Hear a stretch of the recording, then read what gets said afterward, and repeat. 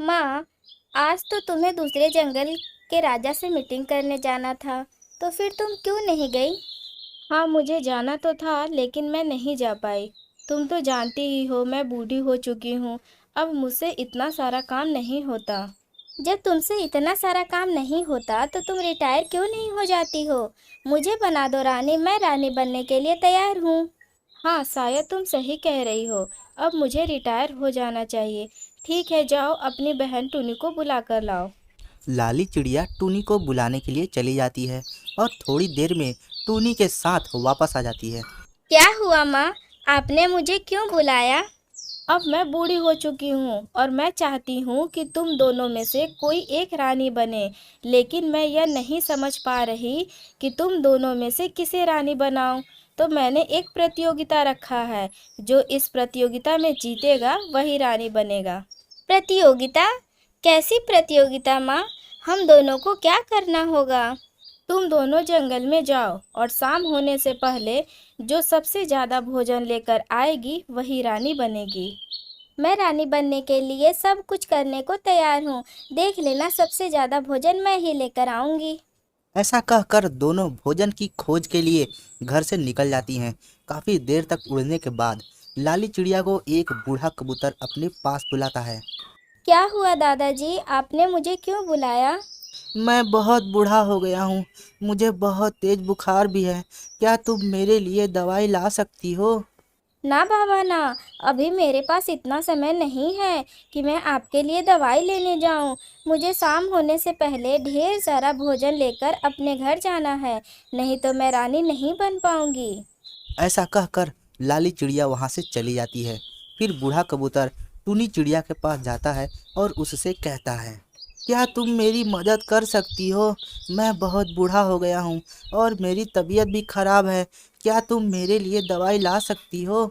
हाँ बिल्कुल, मेरी माँ कहती है कि बड़े बूढ़ों की सेवा करने से पुण्य मिलता है।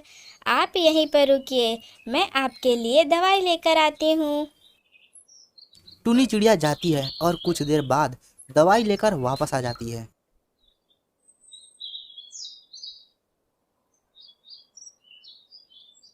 यह लीजिए बाबा अपनी दवाई। आप इसे सुबह शाम खा लीजिएगा, आप बिल्कुल ठीक हो जाएंगे। तुम्हारा बहुत बहुत धन्यवाद टूनी चिड़िया। तुम दिल की बहुत अच्छी हो। मैं भगवान से प्रार्थना करता हूँ कि तुम जिस काम के लिए जा रही हो उसमें तुम्हें सफलता जरूर मिलेगी। फिर टूनी चिड़िया वहाँ से चली जाती है।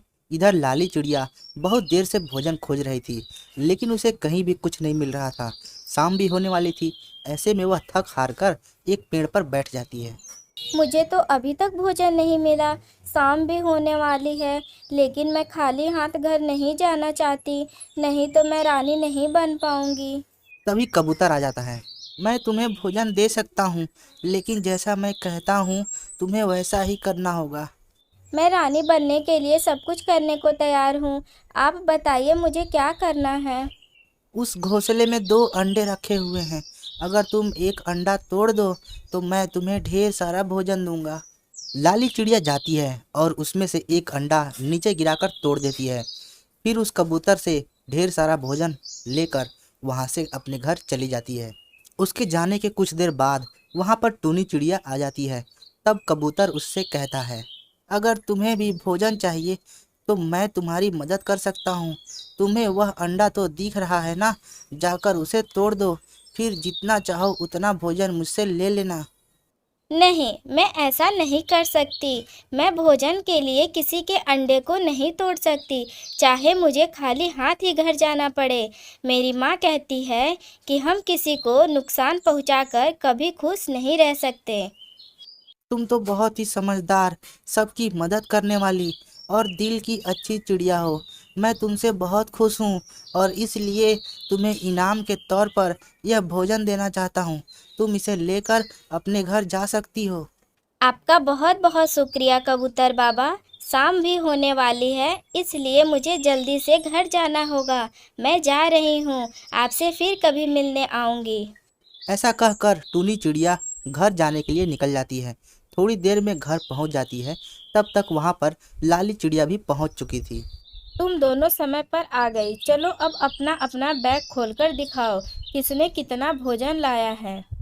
लाली चिड़िया अपना बैग खोलती है तो उसमें से ढेर सारे मिट्टी निकलते हैं, जबकि टूनी चिड़िया के बैग से भोजन निकलता है। अरे ये क्या, मेरे बैग में तो मिट्टी है। मैंने तो इसमें भोजन रखा था, मेरा भोजन कहाँ गया?